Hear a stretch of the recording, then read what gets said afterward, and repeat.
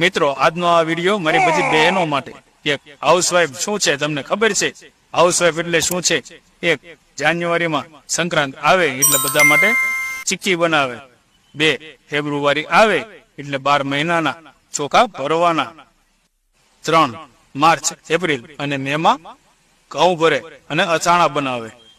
4 જૂન અને જુલાઈમાં ચોમાસું આવે એટલે બધાને મન થાય ત્યારે ગરમા ગરમ ભજીયા બનાવે અને એના કપડા આગા પાછા કરીને પહેરવા લાયક કરે. 5 ઓગસ્ટમાં ધાર્મિક તહેવાર આવે એટલે જરૂરી વસ્તુ ભરે અને ઘરની સાફ સફાઈ કરે. 6 સપ્ટેમ્બરમાં નવરાત્રી આવે એટલે પોતાનો શોખ કરતા છોકરાઓના ટાઈમ સાચવે. 7 ઓક્ટોબરમાં દિવાળી આવે એટલે ઘરની સાફ સફાઈ કરે અને નાસ્તા બનાવે. 8 નવેમ્બર અને ડિસેમ્બરમાં